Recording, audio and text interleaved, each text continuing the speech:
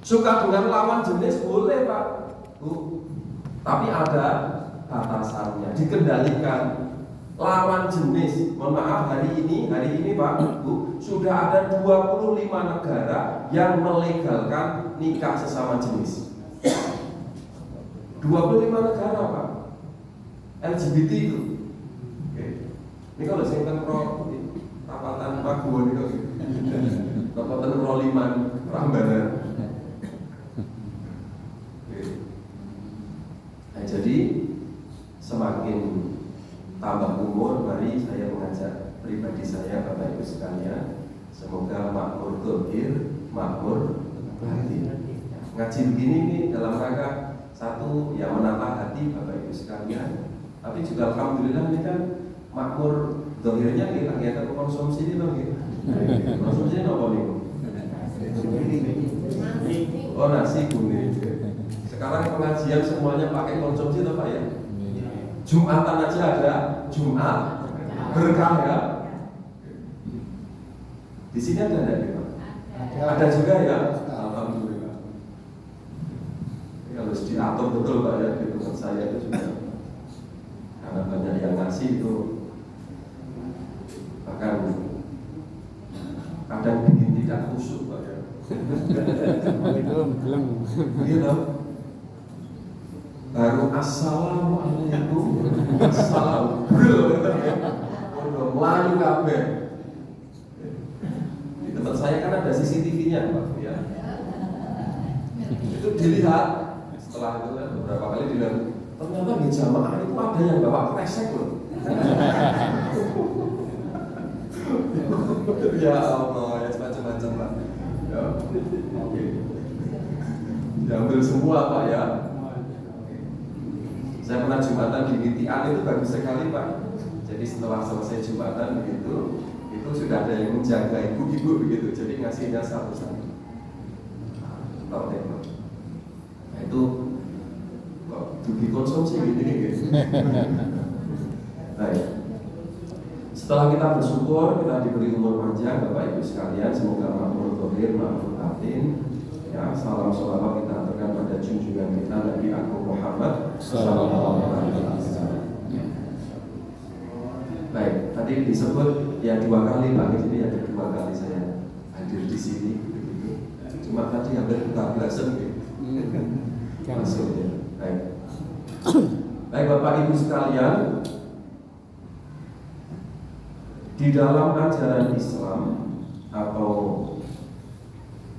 ajaran agama Islam, agama itu adalah aturan ya. Agama itu aturan. Maka orang yang mengaku beragama adalah orang yang mau diatur. Maka kalau ada orang mengaku beragama tidak mau diatur, maka sebenarnya dia belum beragama Pak.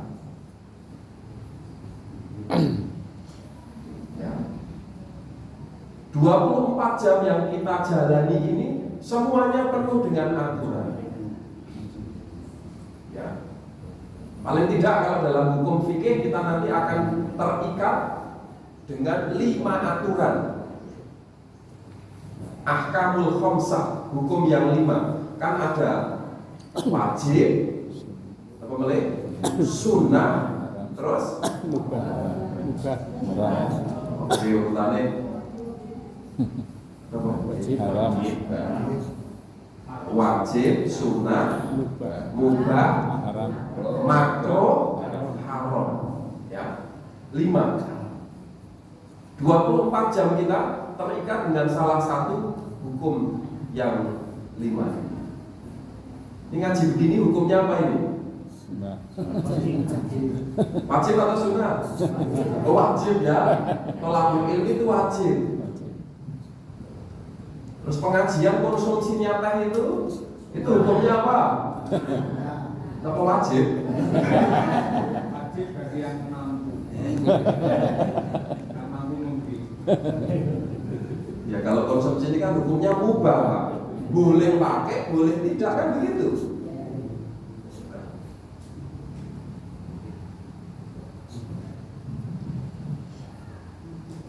ngaji ngantuk angsal betul. Kok angsal?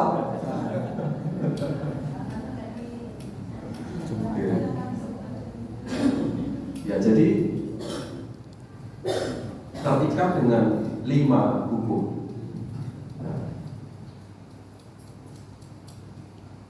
Wajib, sunnah, mubah, makruh, haram. Nah itu orang Islam harus terikat dengan itu. Nanti keluar masjid ini Pak, wah itu ada hukum-hukumnya terus.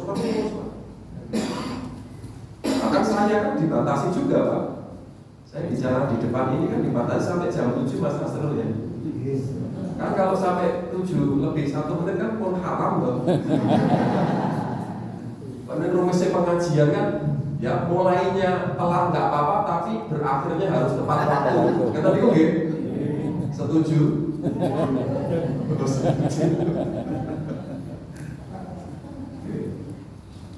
nah jadi aturan kita terikat dengan aturan. Nah menurut Yusuf Al-Qaradawi, saya ingin saat masuk materinya Bapak Ibu sekalian, ada 4 ciri, ciri dari aturan agama Islam yang membedakan dengan yang lain.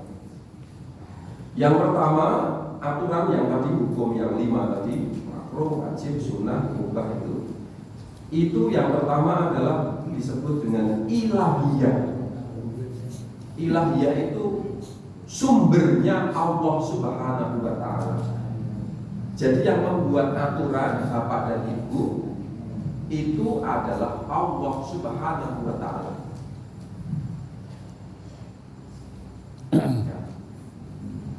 Manusia tidak boleh membuat aturan. Tugasnya manusia itu bukan membuat aturan, tetapi memahami aturan. Kalau sudah paham, dilaksanakan. Gitu. Kalau sudah dilaksanakan, diajarkan. Ngaji Ahad pagi seperti ini yang membuat aturan siapa? Oh, takmir. Siapa Pak Bu?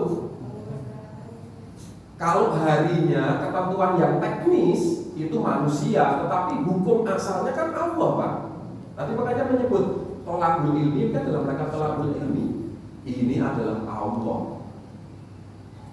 Bapak Ibu ini ngunjuk teh, ngunjuk ada yang air putih ya. Boleh atau tidak minum air putih itu yang membuat aturan siapa? Allah Pak Bu. Ini teh kan hukumnya mubah tadi. Mubah itu kan boleh dilakukan, boleh ditinggalkan, betul nggak? Kan itu mubah. Kalau wajib itu kan harus dilaksanakan. Kalau dilakukan ada hukumannya, sanksinya kan begitu. Meninggalkan ya sholat ya Pak ya, sholat yang 5 subuh tadi. Nggak sholat, oh ada sanksinya yang disebut dengan dosa, kan begitu Pak. Nanti di akhirat kita punya keyakinan ada siksanya, kan begitu. Itu ya. Jadi yang membuat aturan itu Allah Subhanahu wa Ta'ala. Manusia itu tugasnya memahami. Maka kalau di Indonesia atau di dunia ini ada ulama nih Bapak Ibu ya, ada perkumpulan juga begitu, tokoh-tokoh ya. Misalnya kalau di negara kan ada MUI kan Pak ya. Majelis Ulama Indonesia, misalnya di Muhammadiyah ada Majelis Tarjih, di NU ada apa itu kalau forumnya Tafsir Masail gitu Pak ya, ulama-ulamanya, tokoh-tokohnya tidak membuat hukum Bapak Ibu, tetapi memahami hukum. Maka orang belajar itu terus.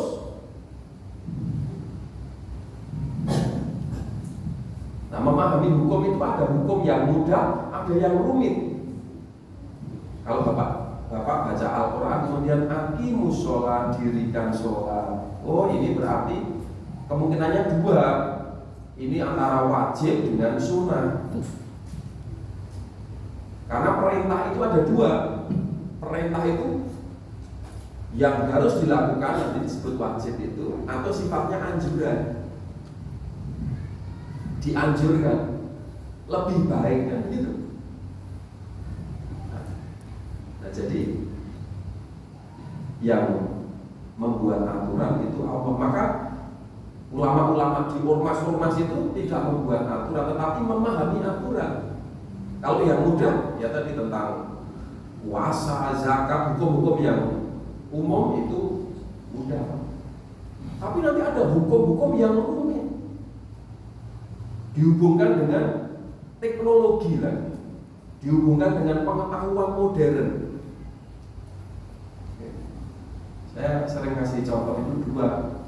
Nggak tahu saya lupa di sini, saya pernah sampaikan tidak. Sekarang kan dunianya serba online ya Pak ya. Dia tahu. Loh, ini HP ini masuk ke dalam ranah agama.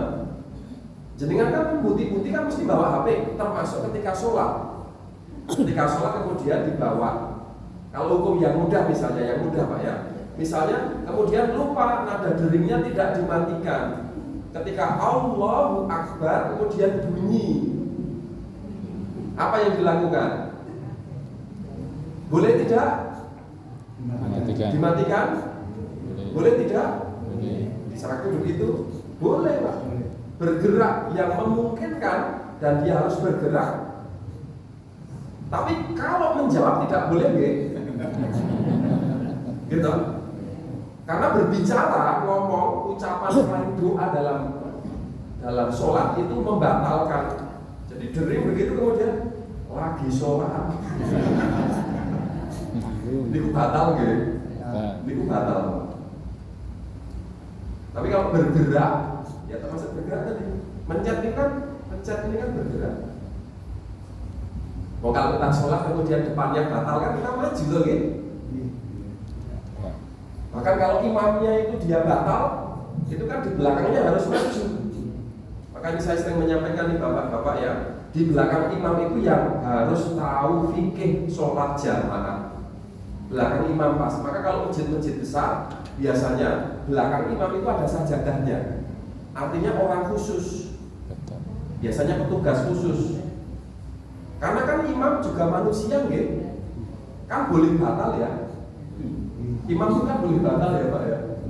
Itu kan suatu saat batal, itu kan makmum yang paling belakang itu kan maju menggantikan. Kalau nggak tahu aturan, nggak tahu hukum fikihnya, itu imamnya batal kok kemudian keluar, jamaahnya kan bingung toh. Jadi imam tanggung jawab. Rung rampung oleh semetu sudah keluar. Nah itu contoh Bapak kalau Ibu itu yang mudah mematikan HP dan gitu ya. Tapi kalau sudah masuk di dalam misalnya sholat online, loh, iya Pak, masih ada loh sampai hari ini Pak. Kemarin Jumatan yang minggu lalu saya, ya 2 minggu yang lalu dapat flyer undangan sholat Jumat online. Sholat Jumat online. Ya jadi imamnya di rumahnya sendiri, makmumnya, jamaahnya di rumahnya masing-masing. Terus pakai Zoom atau pakai Meet, pakai video call Pak. Oke. Boleh tidak? Boleh. Tidak. Fatwa sebagian besar mengatakan tidak boleh, karena itu didasarkan pada definisi dari jamaah ini. Jamaah itu harus satu kesatuan tempat dan waktu. Ini karena lantai begini Pak ya, ini kan Jumatan, ini ke sana mungkin tidak muat, boleh ke bawah. Tidak muat boleh terus ke belakang samping. Jumatan online, serba online ya gitu. Stem cell, Bapak Ibu pernah dengan stem cell ya? Pengobatan dengan sel punca. Atau bayi tabung nih, kemarin di Tarji itu ada, kita dibahas lagi dia bayi tabung. Khususnya kalau yang sudah dibuai. Ini kan sekarang pembuahan boleh di luar ya Pak ya. Artinya pengen punya anak, lalu kemudian ikut program bayi tabung. Itu kan ovumnya, spermanya kan diambil lalu dibuai di luar. Kalau sudah jadi, ya itu kan nanti diambil beberapa, kemudian ditanam lagi ke rahim. Oke. Tapi kan ini masih ada sisa, dititipkan. Ini misalnya sudah jadi, kemudian berkembang jadi anak. Oke. Hukum Islam menyebut bayi tabung itu boleh selama dia suami istri. Nah, itu dia di hukum asalnya. Kalau tidak suami istri nggak boleh, meskipun dia beragama dosa kan nggak melakukan zina. Tapi orang punya keturunan harus diawali dengan harus pernikahan. Jadi hukumnya nggak rumit Pak sekarang Pak. Ini paling rumit. Memahami hukum ya dengan teknologi tadi. Kan sudah punya anak nih, bayi tabung, tapi kan tadi yang dibuahi masih dititipkan di rumah sakit. Seingat saya masih bisa sampai 10 sampai 15 tahun Pak, dititipkan. Jadi nanti kalau kemudian pengen punya anak lagi, diambil lagi, ditaruh lagi di rahimnya perempuan ibu tadi. Nah tadi boleh tidak ditaruh di tempatnya orang lain.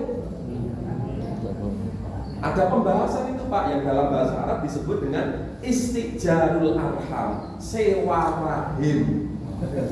Berikut itu ibu-ibu rahimnya mau disewakan. Ada Bu, sewa rahim. Ya tadi suami istri ya pengen punya anak secara biologis, tapi ibunya perempuannya nggak pengen hamil. Tidak mau hamil, karena hamil melahirkan resikonya mati. Maka cari orang. Iya orang sewa Pak. Ibu, saya sewa rahimnya. Tadi kan diambil ovumnya suami, diambil istri, dibuahi, dititipkan kepada perempuan yang tadi disewa tadi. Boleh tidak? Hukumnya fatwa-fatwa itu menyebutkan tidak boleh. Itu memahami agak rumit Pak. Belum lagi tadi, ini Pak, suami istri tadi masih dititipkan tadi, kemudian tiba-tiba suaminya meninggal. Ya, tadi ovum dan spermanya tadi yang sudah dijadikan satu kan masih ada Pak. Ini ibunya, aku pengen dia anak meneh, tapi bapaknya sudah meninggal. Berikut itu. Anak biologis lah, tapi suaminya sudah meninggal. Tambah mumet gitu. Pas lahir bapaknya sudah tidak ada. Bapaknya sudah tidak ada, tetapi itu sperma dari bapaknya. Belum lagi Pak, kalau kemudian nanti ditambah lagi urusannya atau hukumnya, ketentuannya. Ini sudah tidak dipakai lagi. Ya artinya sudahlah, meskipun buatan butuh melek. Dibuang itu hukumnya apa? Zigot itu pertanyaannya sudah disebut manusia atau belum? Tambah mumet melek toh? Ya. Sebagian mengatakan ya, para ulama, Bapak Ibu, yang namanya zigot sudah dibuahi itu meskipun belum berbentuk, itu sudah manusia. Maka kalau itu dibuang sama seperti membunuh manusia. Tapi pendapat mayoritas sebagian besar kan mengatakan disebut manusia itu kalau sudah ditiupkan roh, kan itu gitu? Ditiupkan roh. Berapa waktunya? 100, ada yang menyebut 120, ada yang 90. Tapi setelah beberapa saat, beberapa bulan, 2-3 bulan baru disebut manusia. Maka nanti hukumnya kan menggugurkan. Boleh tidak? Dihubungkan dengan waktu atau masa sudah ditiupkan roh itu atau belum. Tapi saya ingin menyebut Bapak Ibu sekalian, ini tentu yang membuat hukum itu Allah.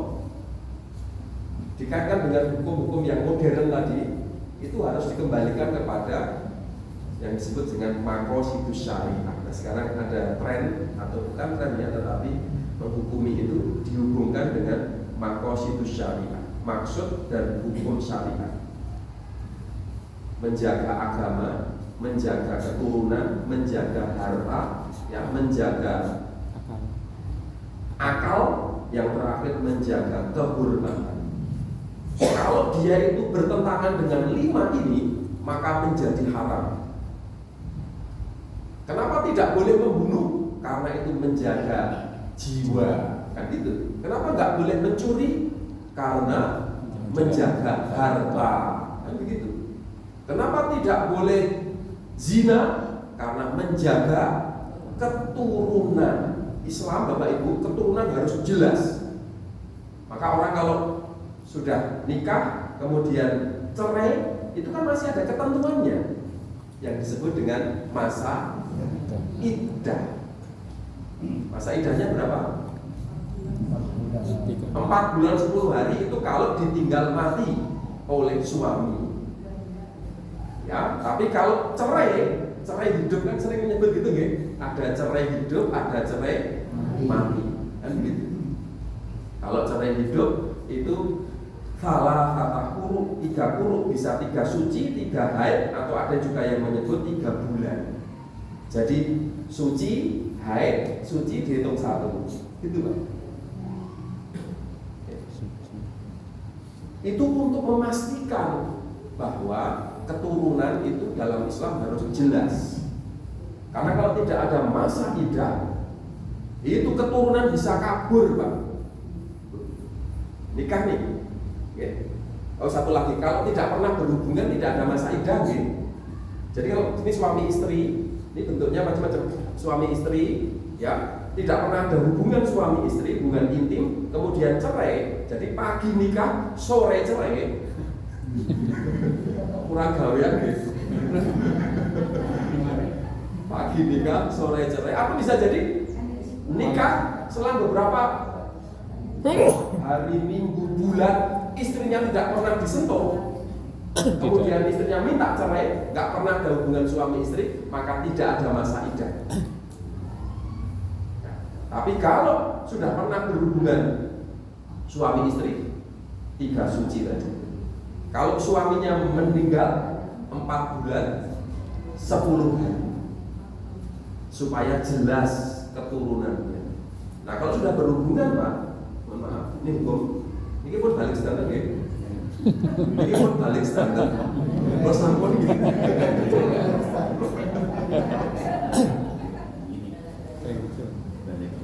Oh balik yang kedua Pak ya. Oh, ada yang mau balik kedua.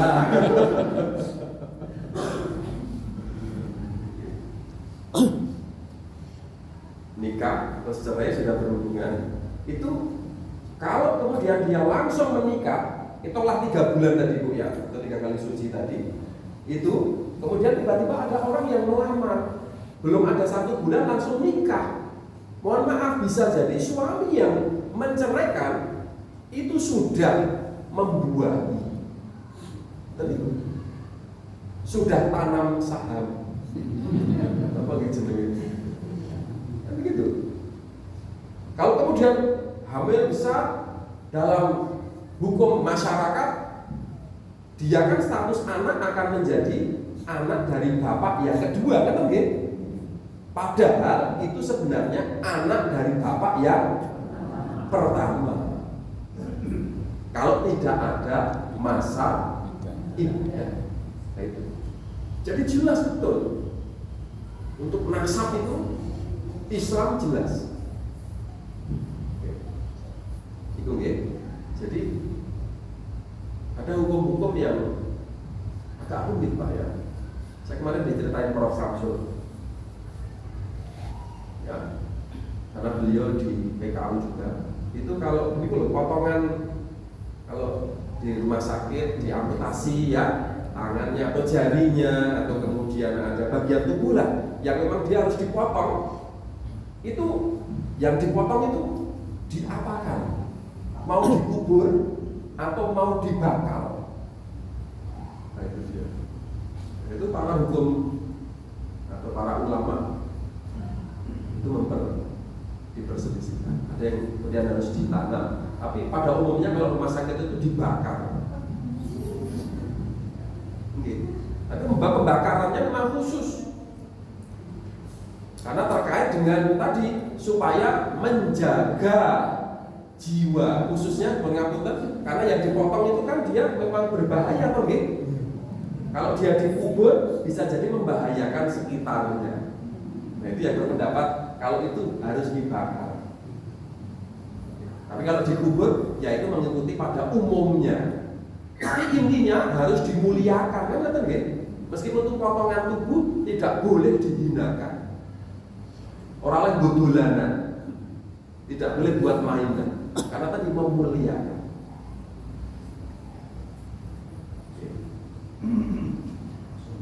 Jadi yang pertama tadi ilahiyah, sumbernya adalah Allah Subhanahu wa Ta'ala. Nah, kita dituntut belajar, Bapak Ibu, kita itu belajar itu Islam Muslim itu sepanjang hayat gitu. Jadi kalau sudah paham pun, sudah paham dengan ketentuan, diulang lagi, diulang lagi, diulang lagi. Seperti baca Quran ya, kita belajar itu Pak Bu, tidak ada berhentinya. Ngaji begini nggak boleh berhenti. Seperti baca Quran itu jenengan juz 1, juz 2, juz 3 sampai juz 30 khatam, apakah selesai? Apakah selesai? Tidak, ulang lagi dari juz pertama. Lagi terus diulang lagi. Saya kemarin ngaji Bu, ada jamaah yang menyampaikan kepada saya bernadar, punya nadar. Nadar itu saya menyebut berat. Ustaz, saya punya nadar. Kenapa Pak? Saya ingin menghatamkan Al-Quran sejumlah umur saya. Berat ya? Menghatamkan Al-Quran sejumlah umur saya. Mohon maaf nih Bapak Ibu, menghatamkan Al-Quran sampai umur sekian ini sudah berapa kali? Umur beten-beten gak gitu? Kalau 40 kira-kira sudah 40 atau belum? Nah, itu keinginan yang baik. Selesai ulang lagi, selesai ulang lagi. Yang kedua, lanjut ya. Tadi ilahiyah, yang kedua itu sumuliyah. Sumul itu menyeluruh. Ajaran Islam aturannya itu menyeluruh. Ya, dimanapun dan kapanpun ada aturannya. Tidak boleh di Islam itu, ajaran itu hanya di masjid ini saja, di rumah tidak ada agama. Ya. Di jalan tidak ada agama, tidak boleh memisahkan agama dengan aspek apapun. Kalau di kantor jangan bawa agama, nggak boleh. Harus dibawa terus. Kalau di kamar mandi saja agama tetap dibawa. Terus betul. Gitu, mau masuk saja ada tuntunannya. Beri keuntungannya. Doa masuk kamar mandi. Allahumma barik lana.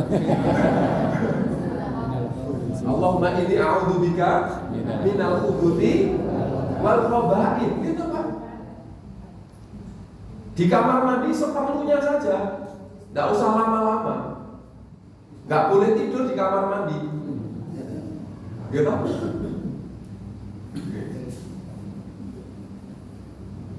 Keluar doa lagi.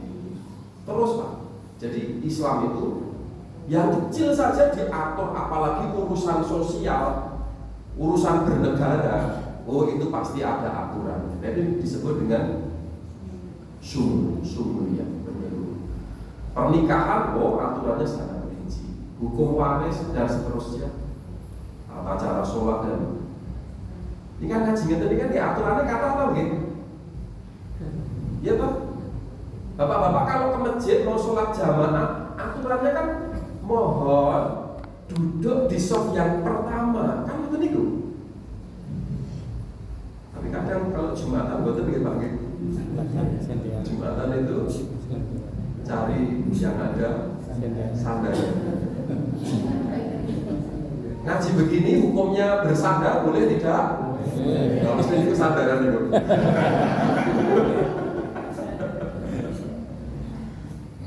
Selonjor angsal apa betul?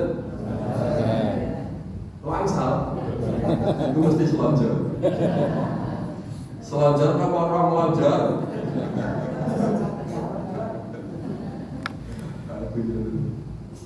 Sumulia. Jadi ya boleh mau kalau ya, posisinya senyamannya. Di Malaysia itu Pak, saya sering masih studi di Malaysia. Di beberapa tempat itu Jumatan Pak, itu pakai layar itu. Jadi yang disampaikan itu ada poin-poinnya. Presentasi. Ya boleh-boleh saja supaya tidak ngantuk betul mungkin lagi.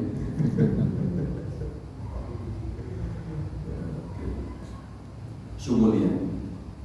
Yang ketiga 10 menit lagi nih, 10 menit lagi. Yang ketiga itu adalah akhlakiyah. Jadi aturan agama Islam atau Islam itu sendiri itu ada akhlaknya. Akhlak itu ada yang menyebut termasuk kesopanan, keindahan, bukan hanya sekedar benar salah, tetapi ada estetika. Ini contoh ini bapak-bapak ya, ini pakai peci ya, ngaji nggak pakai peci kan nggak apa-apa, tapi kan bagian dari keindahan. Apalagi pakai sarung, sholat, ada contoh sholat Pak, itu ada nilai akhlaknya itu. Orang Indonesia alhamdulillah sudah, Bapak Ibu sudah menerapkannya. Kan jelas harus suci ya Pak ya, dari hadas najis, bersih lagi pakaiannya. Ya, secara pakaian saja itu ada akhlaknya. Orang Indonesia dikenalkan dengan baju koko. Ini loh. Sebenarnya ini Shanghai Pak ya, Shanghai. Tapi orang menyebutnya baju koko. Sebagian lagi ada yang menyebut begini baju takwa. Tapi saya kurang setuju Pak kalau disebut baju takwa. Karena kalau baju takwa berarti ada baju kafir, ada baju munafik.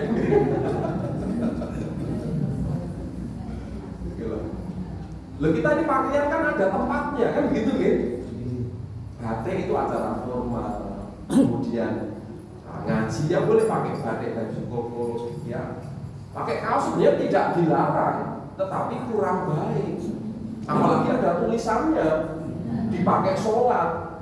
Sebenarnya nggak salah Pak, tetapi kurang pas. Karena bisa jadi jamaah di belakangnya tidak khusyuk. Gitu. Allahu Akbar gitu. Ini kok baca tulisannya. Oh, kalau nggak tahu. Lo baca Pak, Allahu Akbar gitu. Ajinomoto. Pas sholat loh Pak, batin toh Pak, batin. Maka coba perhatikan baju koko Pak ya, ini kan sebagian besar atau jubah lah, ada juga yang menyebut pakai jubah. Itu sebagian besar ada nilai Pak, ini nilai keindahan dan estetika dan kekhusyuannya. Maka belakangnya baju koko ini tidak ada tulisannya. Saya sampai hari ini belum pernah menemukan baju koko belakangnya ada tulisannya lanjutkan. Belum ada Pak, belum ada. Kalau ada aksesorisnya mesti di depan. Ini ada bordirnya, mungkin bahkan ada logonya. Karena terkait dengan saya menghubungkan ya dengan sholat. Pakai peci, baju koko, ada sarung. Ibu-ibu kalau sholat itu akhlaknya bagus sekali orang Indonesia. Apa itu? Ada pakaian khususnya yang disebut dengan mukena. Bahasa Jawanya Rukuh. ya. Rukuh. Karena ada yang berargumen, loh yang penting nutup aurat ya boleh saja. Memang syaratnya nutup aurat. Oh berarti kalau sholat pakai korden atau pakai selimutnya yang gede duntel-duntel, sah atau tidak? Sah. Selama nutup aurat sah. Pripun kangge napa? kangge taklak.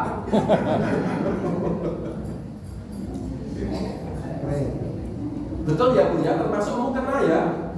Saya tanya ini ke ibu-ibu, mukena itu atau ruko tadi belakangnya rata-rata mesti polos gitu. Ada yang pakai tulisan? Oh betul nonton gitu, tidak ada ya. Oh dari umroh. Oh ada ya. Ya dipakai sholat sendiri saja ya.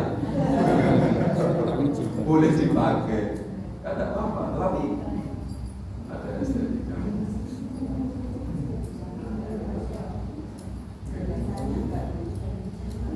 Akhlaknya. Jadi bukan hanya sekedar sah tidak sah, tetapi akhlak itu keindahan.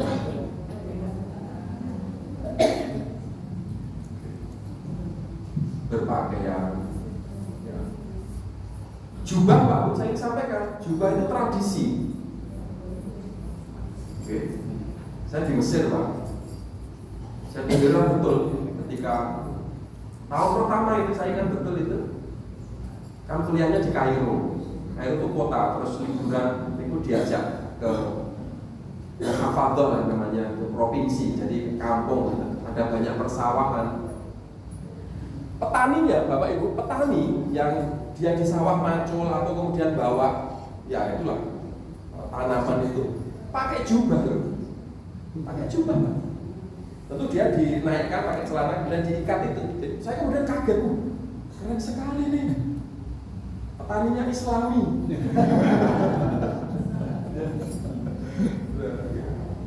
Tapi itu budaya kan begitu. Pakai jubah ya monggo saja, boleh-boleh saja. Tapi di tempat sana yang lebih umum itu digunakan tidak hanya untuk sholat, untuk pengajian. Nah orang Indonesia kan memaknai jubah, gitu, biasanya dipakai untuk sholat, untuk pengajian. Belum pernah di Indonesia saya ketemu petani tersawah pakai jubah. Pakai jubah. Gitu. Nah orang ini mesti Islami tenan.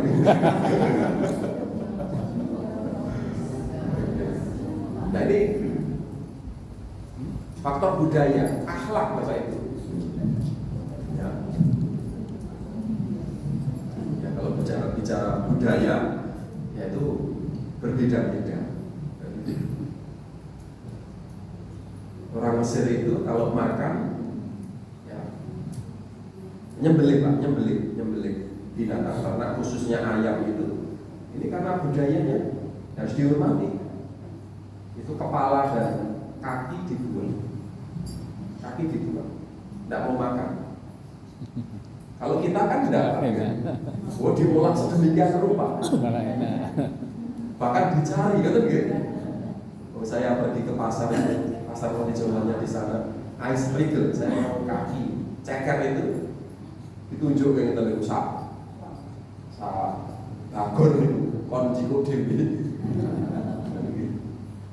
Nah itu masalah, biasanya tuh oh ternyata ada budaya yang harus dihormati. Ya, orang Indonesia kalau makan harus nasi, gitu. Pagi begini jenengan menikmati roti 10 sudah makan atau belum? Belum gitu. Belum sarapan. Jadi kalau makan harus nasi. Jadi akhlakiyah. Monggo nih Bapak Ibu sekalian, kita bermuamalah khususnya bukan masalah benar salah saja, tetapi ada keindahan dan begitu. Estetika dan begitu. Di tempat saya memperluas masjid lebih tepatnya Bapak Ibu ya. Kan di Prambanan, utara Candi Prambanan. Ada yang salah satu jamaah itu mengusulkan Pak, karena dia arsitek. Digambarnya langsung masjidnya Pak, ini kalau gambarnya. Jadi masjid bentuknya candi. Bentuknya candi betul Pak, ada stupanya begitu. Kemudian ada lantai 2-nya, kan candi itu ada lantai 2 begitu ya. Tangganya begitu, tapi dalamnya begini, cuma luarnya saja yang dia ornamen candi.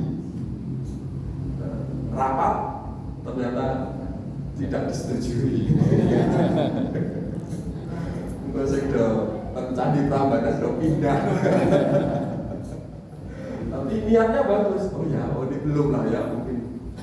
Tapi dari sisi estetika ya boleh-boleh saja. Ya, di utara Candi Prambanan.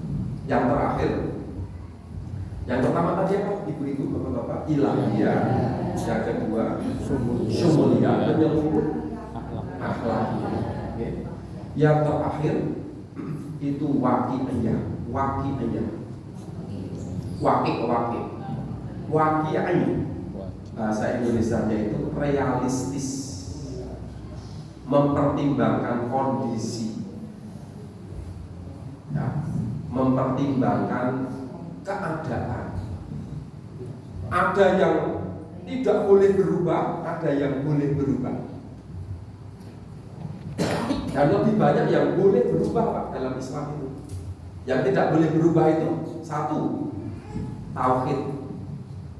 Keyakinan itu tidak boleh berubah. Dimanapun, kapanpun tidak boleh berubah. Allah Esa, yakin hari akhir, yakin malaikat, arkanul iman itu tidak boleh berubah. Tentang kewajibannya itu nggak boleh berubah. Wajib sholat, wajib zakat, wajib haji nggak boleh berubah. Tetapi nanti pelaksanaannya boleh berubah. Saya ambil contoh sholat.